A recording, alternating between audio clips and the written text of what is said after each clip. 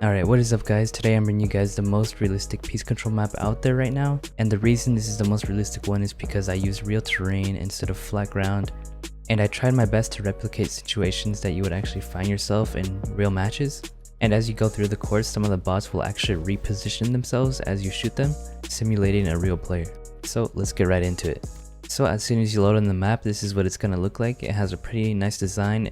And I pretty much kept it the same as my other maps because I wanted to keep a theme along all my maps. Now here you have the option to get the legendary weapons or blue rarity weapons, and also a harpoon, which I'll explain how to use later. And somewhere in this area I will have a level selection so you can select how many levels you would actually like to play. But as I'm recording this video, I have not added that in yet, but it will be there, trust me.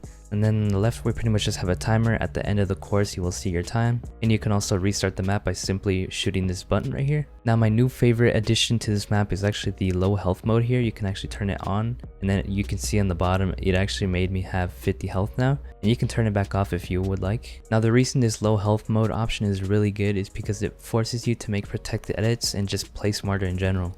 And it also allows you to build up those habits of making smarter edits and making sure you don't get shot while peace controlling the enemy. Now there are times where the bot will have an instant reaction time as soon as you open the edit, but there's not much I can do to fix that. Anyways, here's the map code, but before you guys leave the video, let me show you how to properly practice using this map, because I guarantee some of you may not be practicing at your full potential the first time you go through this. So if you just stick around throughout the rest of the video, I'll explain everything you need to know. And on top of that, it also helps promote the video, so I would really appreciate it. Protect yourself as you move closer to the bot. Even if the bot can't even shoot you yet, you still want to remain protected. Then as you get closer, try to box the bot as much as you can and then make smart edit plays from there. Most of them have like around 150 health, so you may have to do like 2 or 3 different edits if you don't get a headshot on. The reason I did this is so you can practice trying different edits every time you go for a shot, instead of repeating the same one over and over again. You can even try to approach it from a different angle every time you go for a shot, but don't take too long because, against a real opponent, they probably would have tried to escape.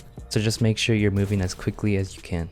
Now the reason I gave you guys the option to carry a harpoon is so you guys can actually knock some of the enemies down, because sometimes that just might be the smarter play. If they're too high up, it might just be smarter to try to knock them down.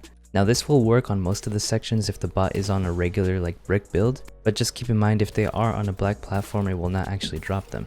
I thought it was a really cool idea to add the harpoon into this map because it adds a lot more variety as well, and that way it doesn't feel like the same situation every time you run through it.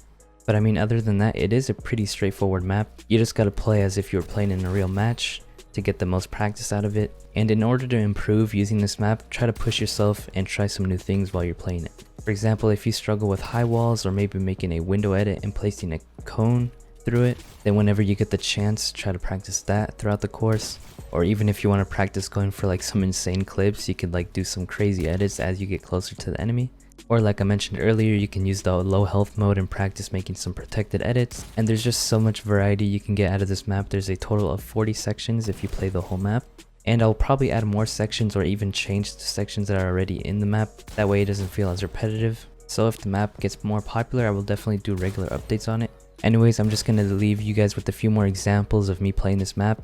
So if you do find this map useful, I would really appreciate it if you guys could drop a like, and feel free to comment below what you like most about this map. But anyways, with that being said, I'll see you guys in the next one.